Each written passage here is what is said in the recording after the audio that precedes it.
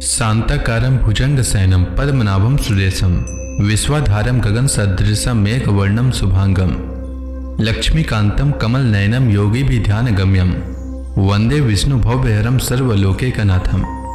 मंगलम भगवान विष्णु मंगलम गरुड़ध्वज मंगलम पुंडरीकाक्ष मंगलाय तनोहरि। ओम नमो भगवते वासुदेवाय।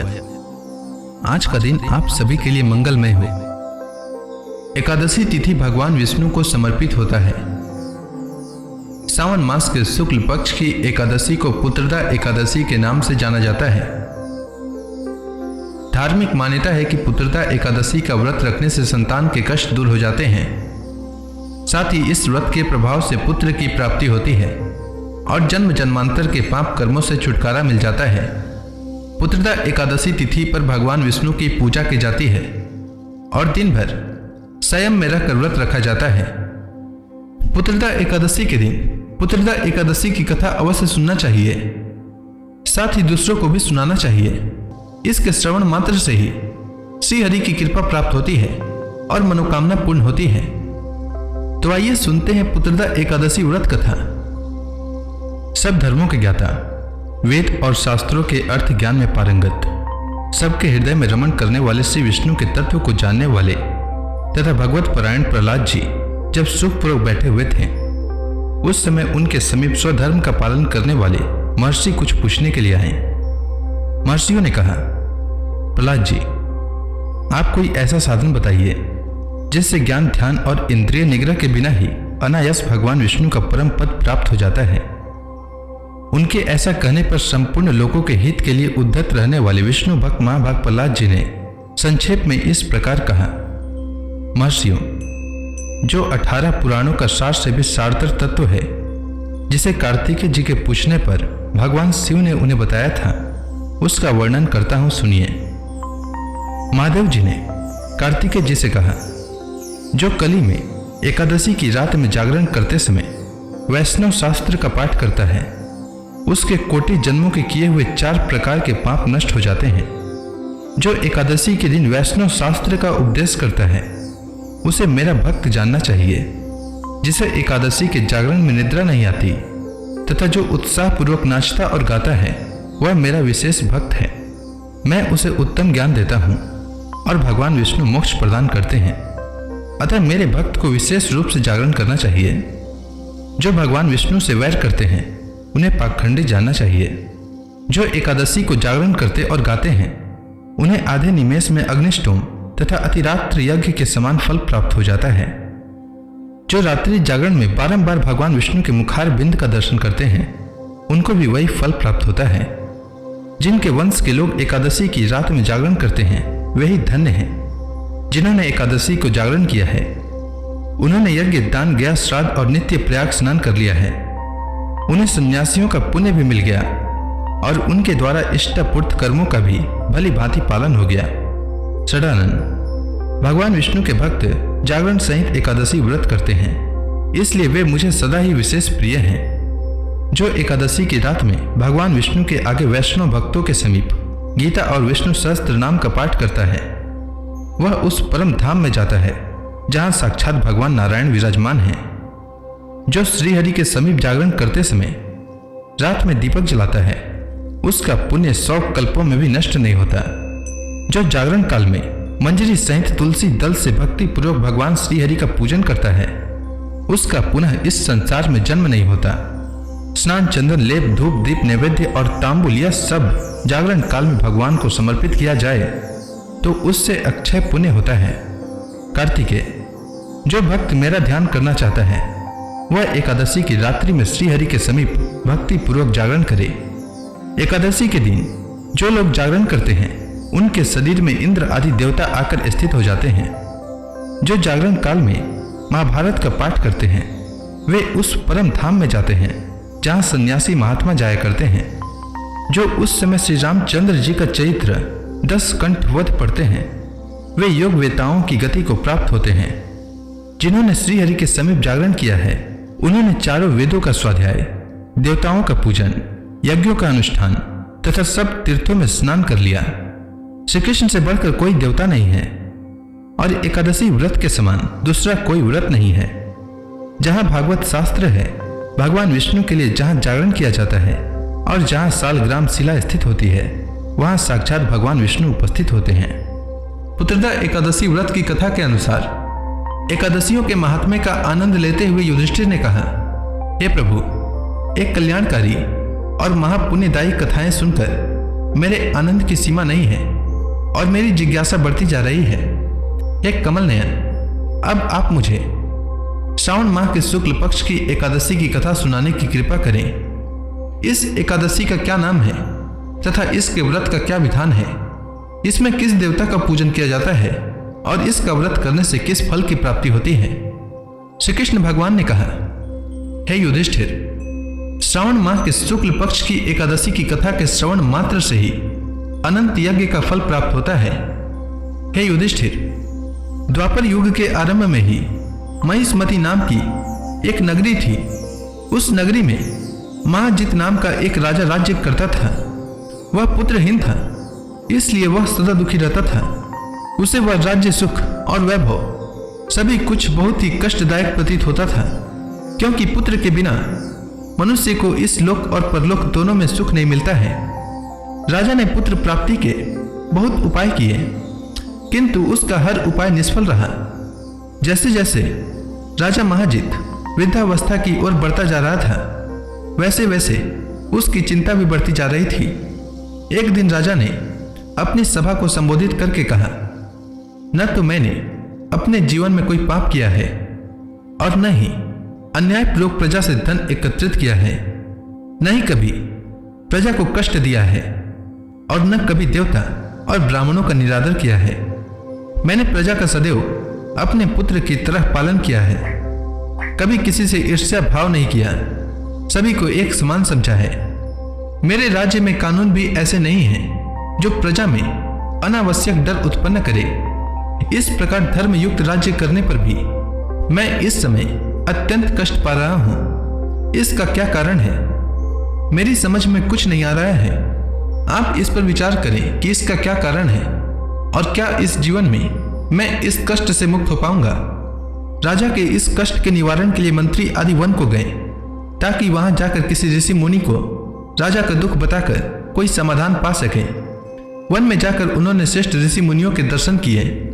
उन वन में वयोवृद्ध और धर्म के ज्ञाता महर्षि लोमस भी रहते थे।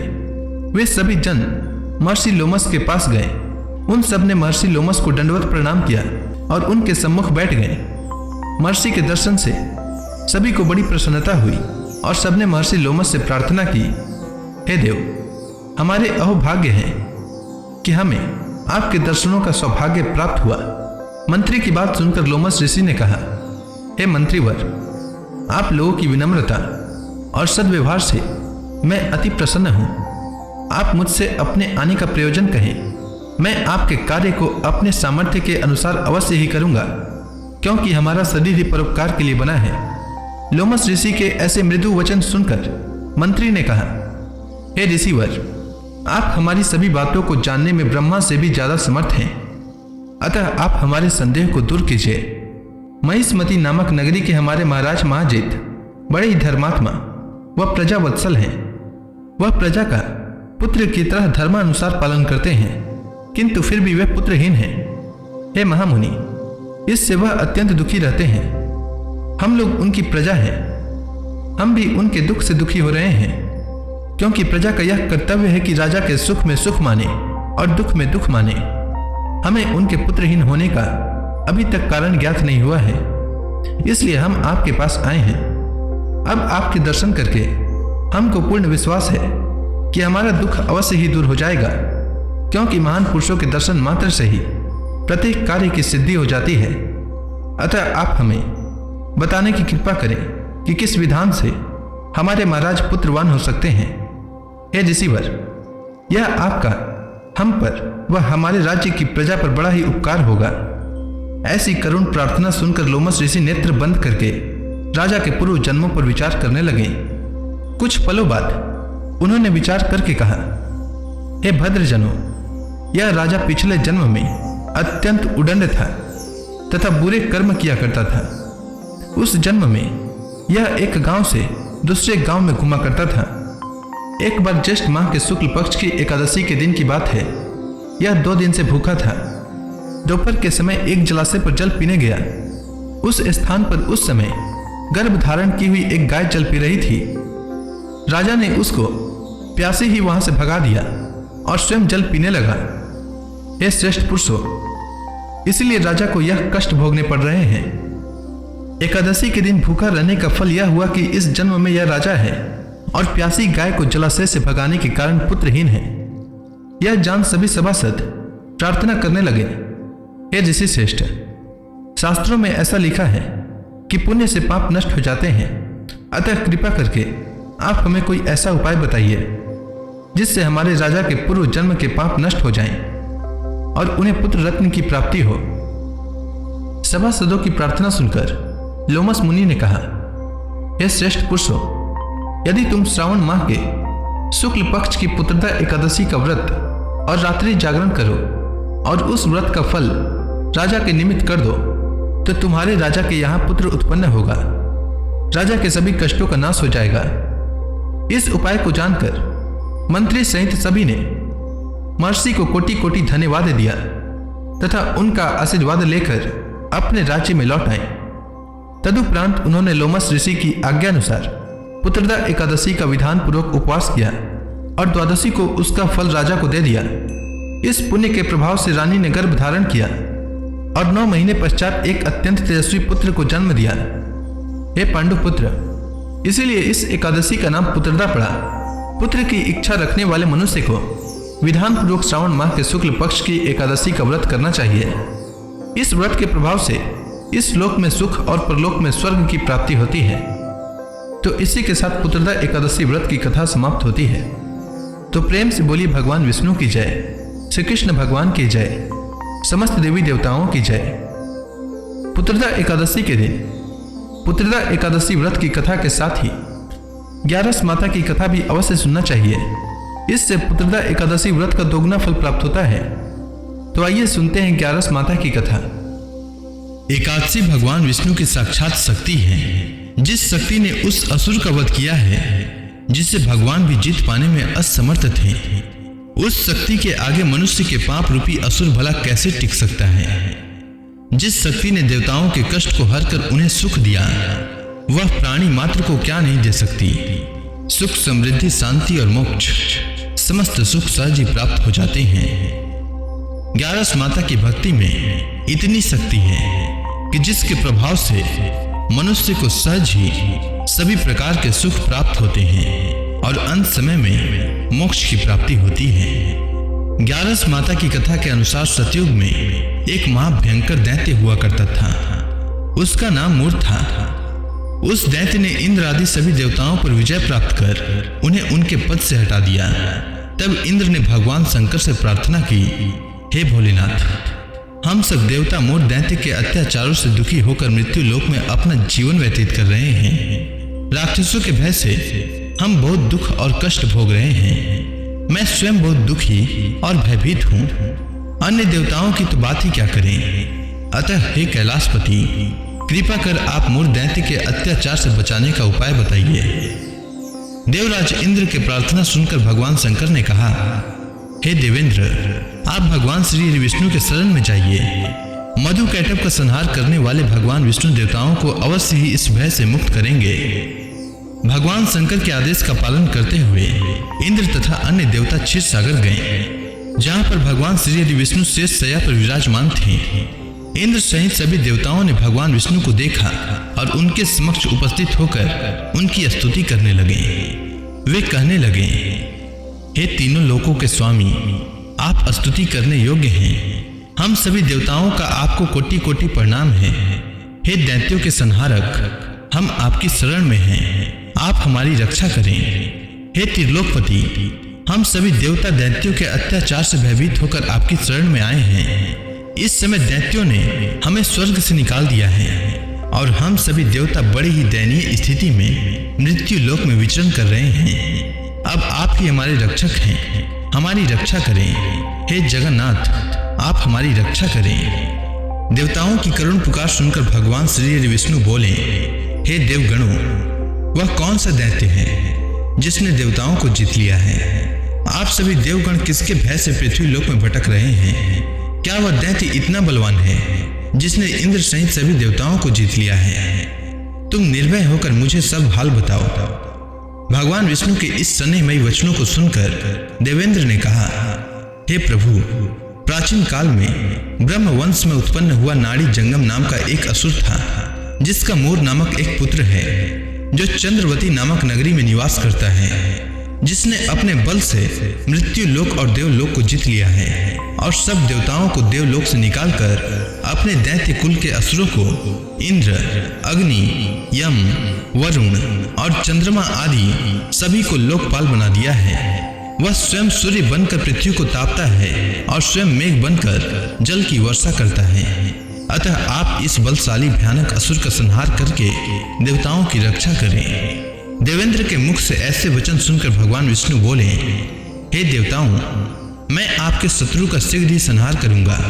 आप सभी इसी समय मेरे साथ चंद्रवती नगरी चलिए। देवताओं की पुकार पर भगवान विष्णु तुरंत ही उनके साथ चल दिए। उधर दैत्यराज मोर ने अपने तेज से जान लिया था कि श्री विष्णु युद्ध की इच्छा से उसकी राजधानी में आ रहे हैं। अतः अपने राक्षस योद्धाओं के साथ वह भी युद्ध भूमि में आकर गरजने लगा। देखते ही देखते युद्ध शुरू हो गया। युद्ध शुरू होने पर अनगिनत असुर अपने अस्त्र शस्त्रों को धारण कर देवताओं से युद्ध करने लगे, किंतु देवता तो पहले ही डरे हुए थे। वह अधिक देर तक राक्षसों का सामना न कर सके और भाग खड़े हुए। तब भगवान विष्णु स्वयं युद्ध भूमि पर आ गए। दैत्य पहले से भी ज्यादा जोश में भरकर भगवान विष्णु से युद्ध करने लगे। वे अपने अस्त्र शस्त्रों से उन पर भयानक प्रहार करने लगे। दैत्यों के आक्रामक वारों को श्री हरि विष्णु अपने चक्र और गदा के प्रहारों से नष्ट करने लगे। इस युद्ध में अनेक दैत्य सदा के लिए मृत्यु की गोद में समा गए, किंतु दैत्यराज मोर भगवान विष्णु के साथ निश्चल भाव से युद्ध करता रहा। उसका तो जैसे अभी बाल भी बांका नहीं हुआ था। वह बिना डरे युद्ध कर रहा था। भगवान विष्णु मोर को मारने के लिए जिन जिन शस्त्रों का प्रयोग करते, वे सब उसके तेज से नष्ट होकर उस पर पुष्पों के समान गिरने लगते। अनेक अस्त्र शस्त्रों का प्रयोग करने पर भी भगवान विष्णु उससे जीत न सके। तब वे आपस में मल्ल युद्ध करने लगे। भगवान श्री विष्णु उस असुर से देवताओं के लिए सहस्त्र वर्षों तक युद्ध करते रहे, किंतु उस असुर से न जीत सके। अंत में भगवान विष्णु शांत होकर विश्राम करने की इच्छा से बद्रिकाश्रम स्थित 38 कोस लंबी एक द्वार वाली हेमवती नाम की एक गुफा में प्रवेश कर गए। उस गुफा में भगवान ने शयन किया। भगवान विष्णु के पीछे पीछे वह दैत्य भी चला आया था। भगवान श्री विष्णु को सोता देखकर वह दैत्य उन्हें मारने को तैयार हुआ।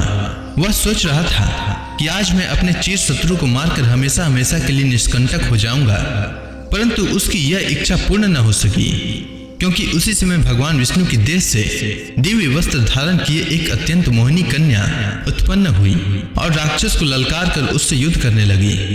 उस कन्या को देखकर राक्षस को घोर आश्चर्य हुआ और वह सोचने लगा कि यह ऐसी दिव्य कन्या कहां से उत्पन्न हुई।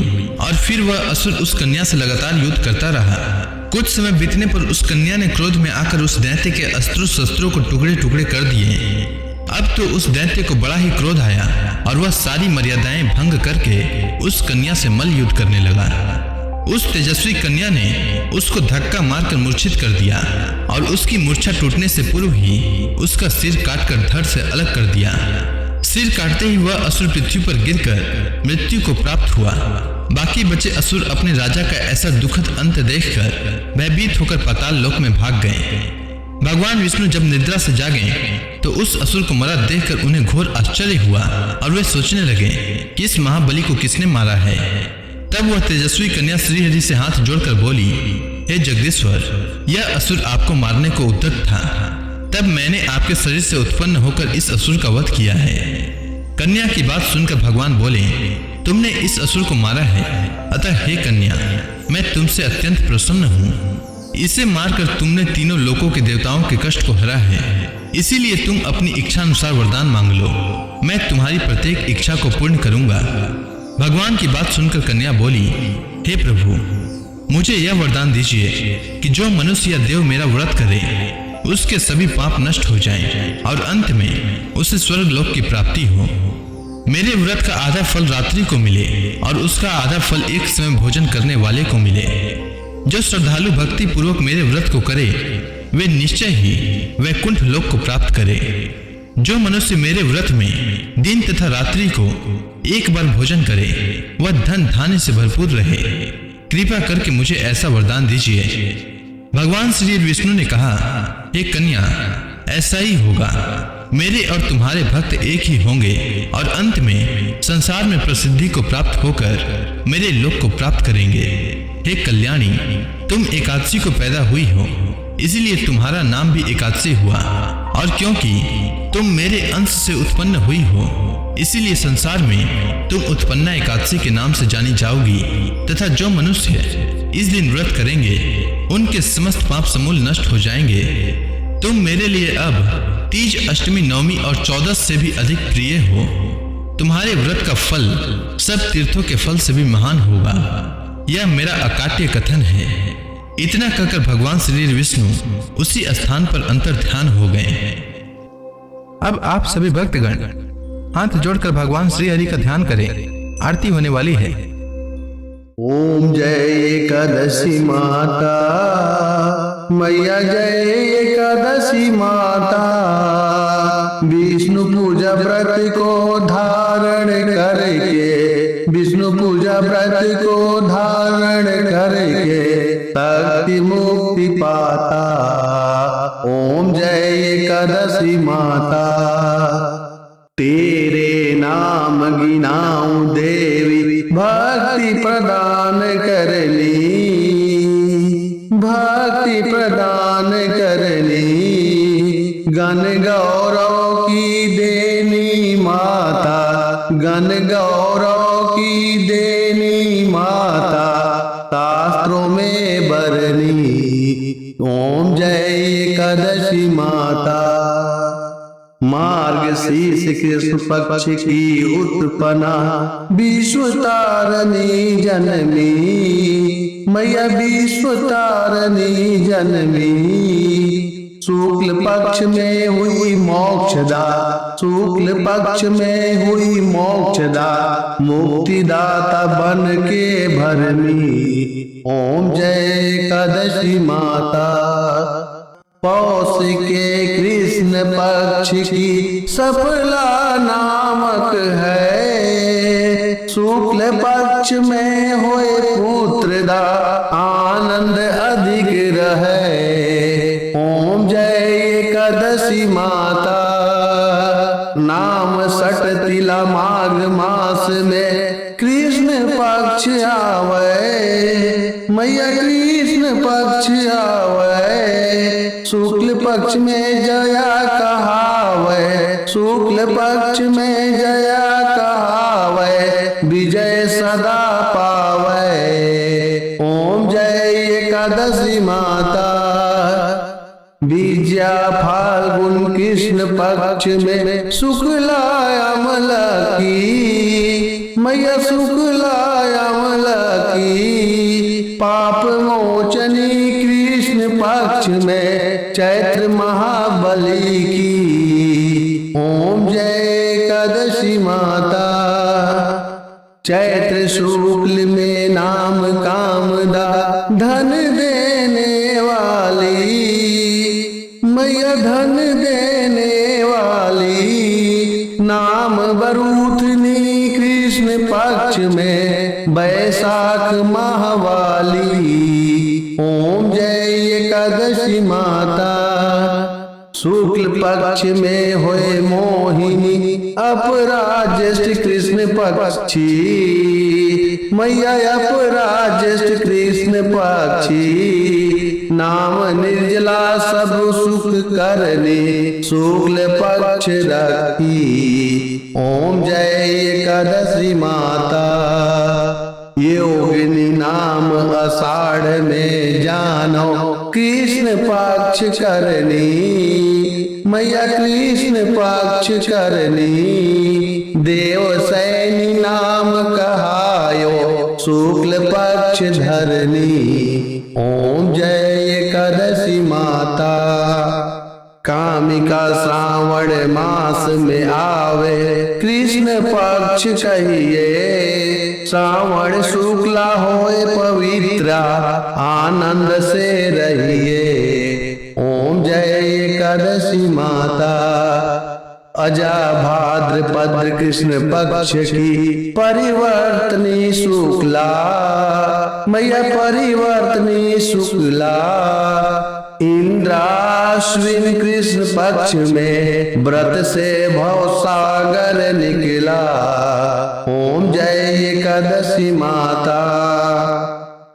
पापांकुशा है शुक्ल पक्ष में आप हरणहारी, मैया आप हरणहारी। रमा मास कार्तिक में आवे सुखदायक भारी। ओम जय एकादशी माता। देवोत्थान शुक्ल पक्ष की दुख नाशक मैया, पावन मास में करो विनती पार करो नैया। ओम जय एकादशी माता। परमा कृष्ण पक्ष में होती जन मंगल करनी, मैया जन मंगल करनी। शुक्ल मास में होए पद्मिनी दुख दरिद्र हरनी। ओम जय एकादशी माता। जो कोई आरती एकादशी की भक्ति सहित गावे, मैया भक्ति सहित गावे। जन गुरु दिता स्वर्गवासा निश्चय वह पावे। ओम जय एकादशी माता। तो प्रेम से बोलिए विष्णु भगवान की जय, माता लक्ष्मी की जय।